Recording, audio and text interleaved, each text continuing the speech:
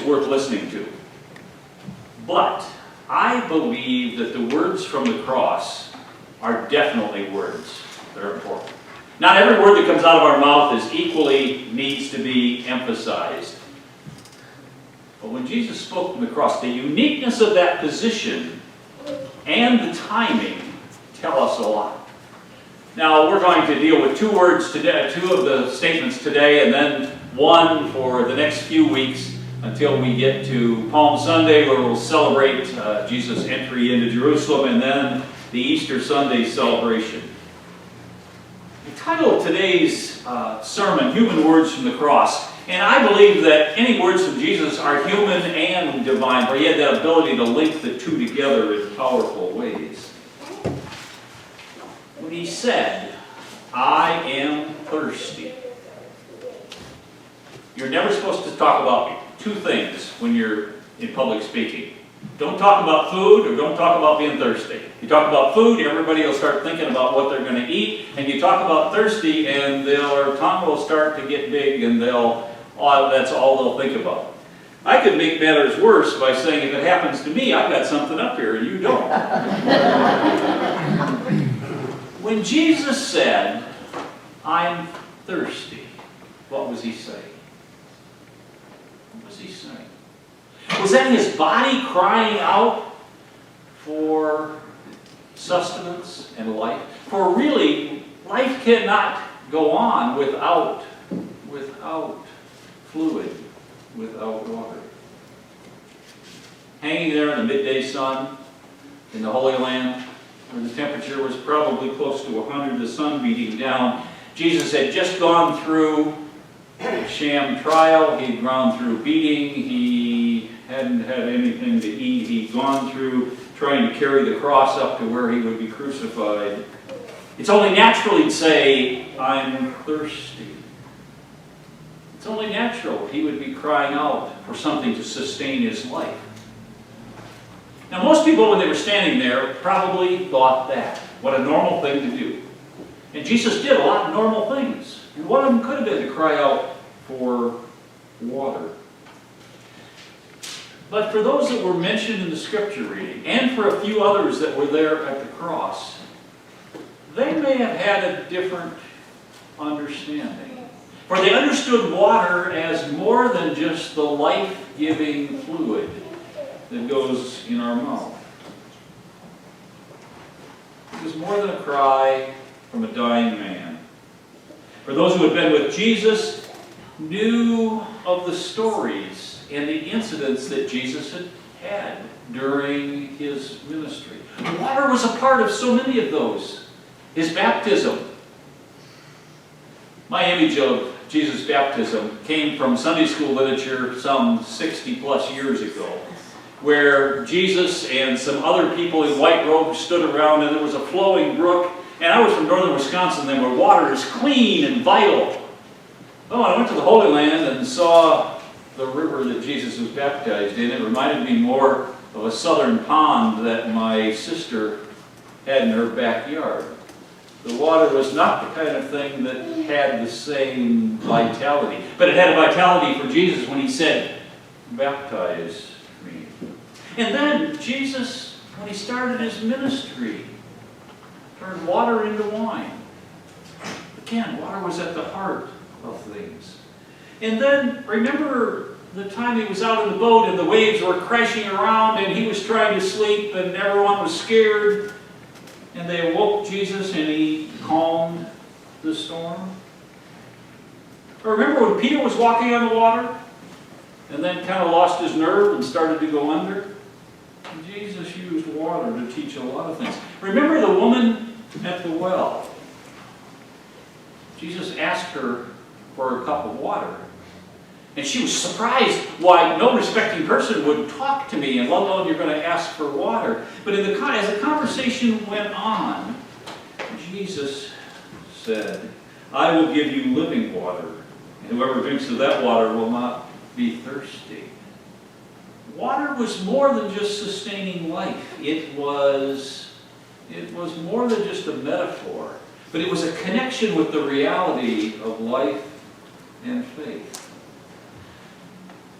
Jesus said, "Blessed are those who hunger and thirst after righteousness, they will be filled." Could it be that some of those who heard Jesus on the cross were connecting the reality of water for Jesus being a desire to fulfill his ministry, being a desire to fulfill his time on earth with going on to see God?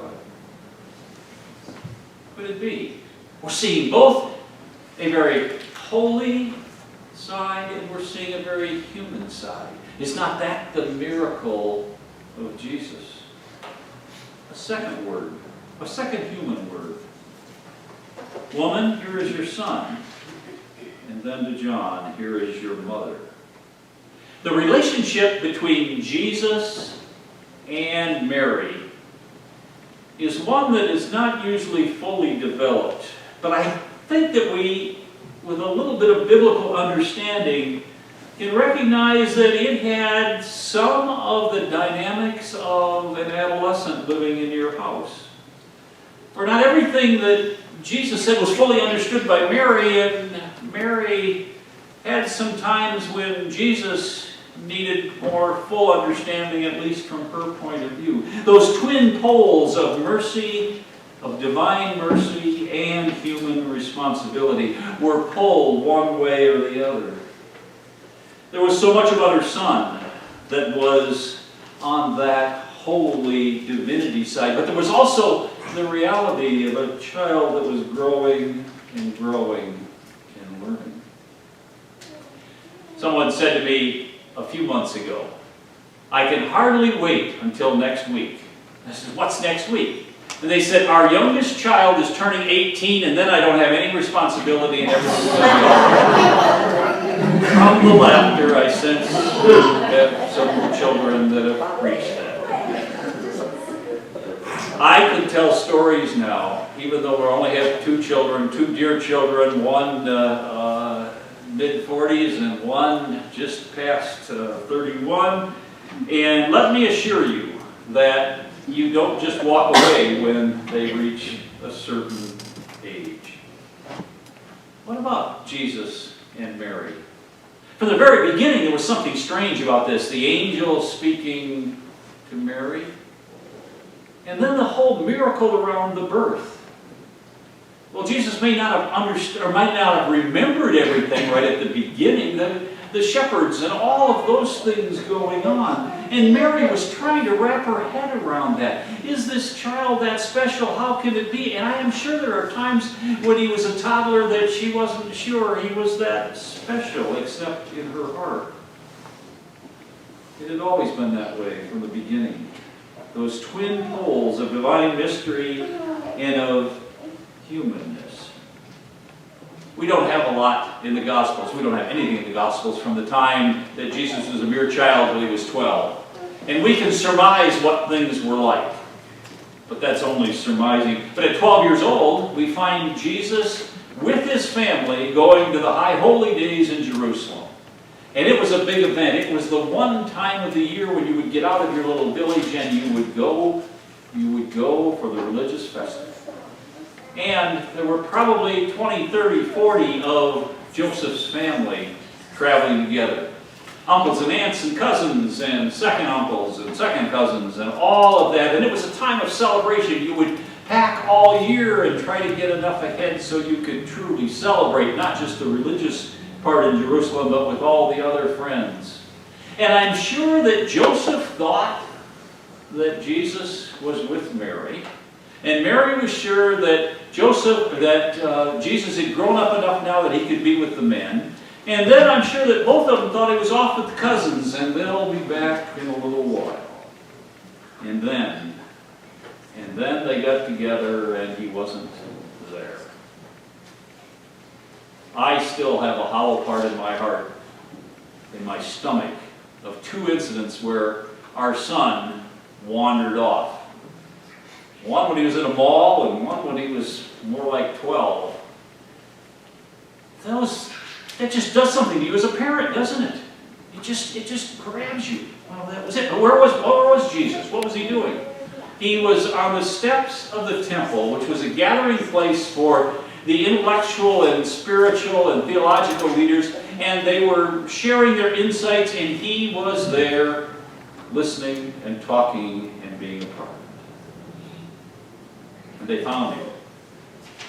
And it was still a mixture of that holy specialness and the humanity. Mary says, "How could you do this to us?" Which I think is a very natural response. And Jesus is responding, "I needed to be about my Father's business," and they really didn't understand.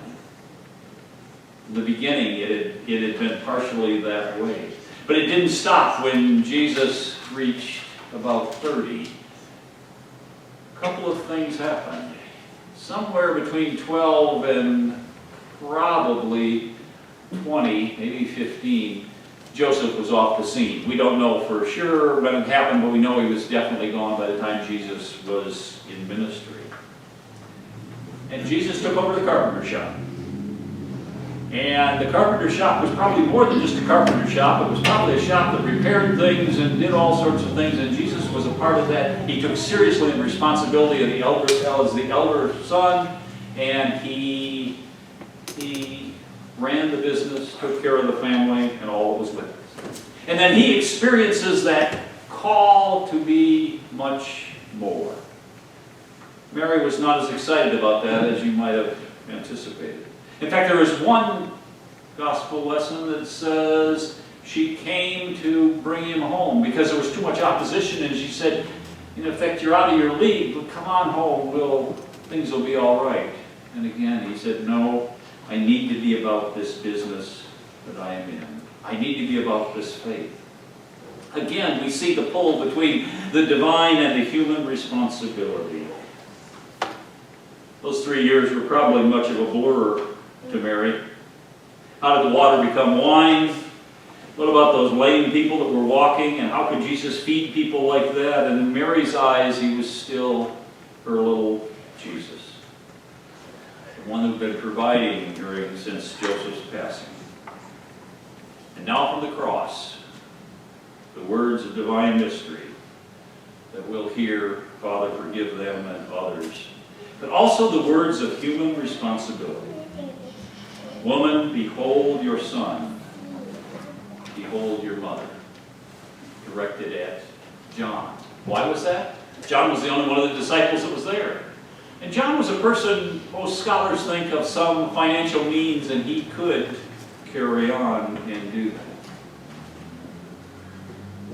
For Jesus, even hanging on the cross, which was part of the great divine mystery of God's grace and the resurrection to come, could not obliterate his human responsibilities. No, he cared about his human responsibilities of caring for the family and of caring for his mother. But also, he did not allow the human responsibility to keep him from the cross and the divine mystery of that day. Is not that the great uniqueness of Jesus, the divine and the human coming together in a way that our brains are not able to fully handle? The power of forgiveness, the transformation of the power of love, and all that went with it. May we, as a people of faith, like Jesus, not allow our earthly responsibilities to obliterate the divine possibilities, or allow the divine faith to obliterate our earthly responsibilities. Where does that leave us during this Lent? It leads us reading and hearing those words from the cross as we identify them with our human condition. Also, it connects us with God in unique and powerful ways. Our prayer for today and for the rest of Lent is that the eternal God that we look to in this day, the God of mystery and joy and pain, will lead us through these days until we come out at the great celebration of Easter. May our walk through this day and these days prepare us for the magnitude of the grace that is yet to come. To God be the glory.